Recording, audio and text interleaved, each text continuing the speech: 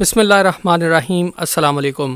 اسلام کے واقعات میں ایک ایسا واقعہ ہے جسے سن کر روح کانپ اٹھتی ہے۔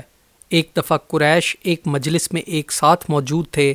انہوں نے نبی اکرم صلی اللہ علیہ وآلہ وسلم کے بارے میں غور و فکر شروع کیا اور پھر ارادہ کیا اور کہنے لگے کہ کون ہے جو معاذ اللہ محمد صلی اللہ علیہ وآلہ وسلم کو قتل کرنے کی ذمہ داری اٹھائے گا۔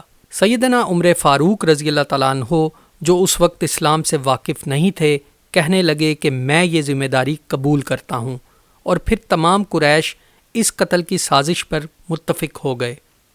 حضرت عمر رضی اللہ تعالیٰ عنہ سخت گرمی اور دھوپ کے عالم میں تلوار تھامے گھر سے نکلے اور حضور اقدس نبی صلی اللہ علیہ وآلہ وسلم اور ان کے جانثاروں کی طرف رخ کیا، جن میں حمزہ، ابو بکر اور علی رضی اللہ تعالیٰ عنہ جیسے قابل قدر اصحاب شامل تھے۔ راستے میں سیدنا عمر فاروق رضی اللہ تعالیٰ عنہ کی ملاقات نعیم بن عبداللہ سے ہوئی۔ اس نے پوچھا، اے عمر، کہاں جا رہے ہو؟ جس پر عمر رضی اللہ تعالیٰ عنہ نے جواب دیا کہ وہ اس بے دین کو قتل کرنے جا رہے ہیں جس نے قریش میں تفرقہ ڈالنے کی کوشش کی، ان کے دین میں عیب نکالے اور ان کے معبودوں کو گالی دی۔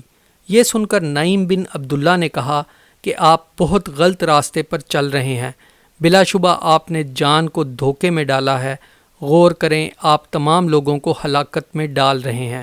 کیا آپ کو معلوم نہیں کہ بنو عبدو معاف آپ کو زندہ نہیں چھوڑیں گے؟ بحث و مباحثہ تلخ ہوا تو حضرت عمر رضی اللہ تعالیٰ عنہ کہنے لگے کہ مجھے محسوس ہو رہا ہے کہ تو بھی بے دین ہو گیا ہے، تو میں پہلے تیری گردن اتار دیتا ہوں۔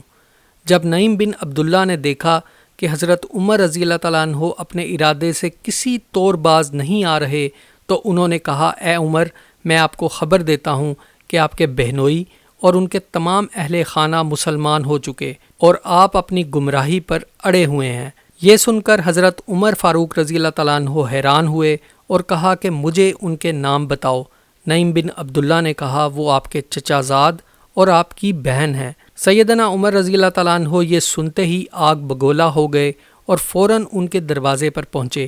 دستک دی، اندر سے پوچھا گیا کون ہے، تو حضرت عمر رضی اللہ تعالیٰ عنہ نے جواب دیا، خطاب کا بیٹا۔ گھر میں موجود افراد قرآن کی تلاوت میں مصروف تھے، مگر جب انہوں نے حضرت عمر رضی اللہ تعالیٰ عنہ کی آواز سنی تو جلدی سے چھپ گئے۔ آپ کی بہن نے عمر رضی اللہ تعالیٰ عنہ کے تیور دیکھے تو آیات کا ورق چھپا لیا۔ سیدنا عمر فاروق رضی اللہ تعالیٰ عنہ نے کہا کہ مجھے محسوس ہوتا ہے کہ تم لوگ بے دین ہو چکے ہو۔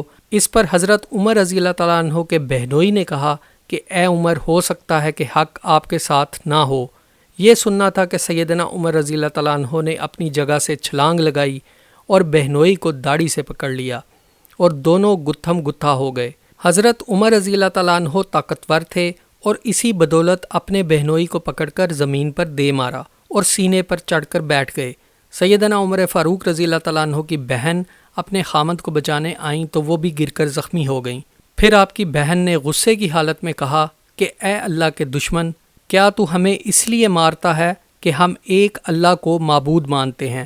جس پر سیدنا عمر فاروق رضی اللہ تعالیٰ عنہ نے کہا، ہاں میں یہی سمجھتا ہوں۔ آپ کی بہن نے جواب دیا کہ تو جو چاہے کر لے، میں گواہی دیتی ہوں کہ اللہ کے سوا کوئی معبود نہیں اور حضرت محمد صلی اللہ علیہ وآلہ وسلم ہی اللہ کے آخری رسول ہیں۔ جب حضرت عمر رضی اللہ تعالیٰ عنہ نے اپنی بہن کی یہ باتیں سنی تو بہنوئی کے سینے سے اٹھ کھڑے ہوئے اور سیدھے بیٹھ گئے۔ پھر نرمی سے کہا کہ مجھے بھی صحیفہ دکھاؤ جسے تم لوگ پڑھتے ہو۔ آپ کی بہن نے صحیفہ دینے سے انکار کیا تو سیدنا عمر رضی اللہ تعالیٰ عنہ نے کہا کہ دراصل تیری باتیں میرے دل میں گھر کر گئی ہیں اور میں اسے دیکھنا چاہتا ہوں اور وعدہ کرتا ہوں کہ کسی صورت میں توہین نہیں کروں گا۔ آپ کی بہن نے کہا، اس کلام کو صرف پاک لوگ ہی چھو سکتے ہیں، اٹھ جاؤ، غسل کرو۔ سیدنا عمر فاروق رضی اللہ تعالیٰ عنہ نے غسل کیا اور بہن کے پاس آئے۔ پھر حضرت عمر فاروق رضی اللہ تعالیٰ عنہ نے سورۃ طٰہٰ اور دیگر صورتیں پڑھیں۔ ان آیات مبارکہ کی تلاوت کے بعد حضرت عمر رضی اللہ تعالیٰ عنہ نے تعجب سے کہا، کیا قریش اس کلام سے بھاگے تھے؟ اللہ تعالیٰ ہم سب کو دین کو سمجھنے کی توفیق عطا فرمائے، آمین۔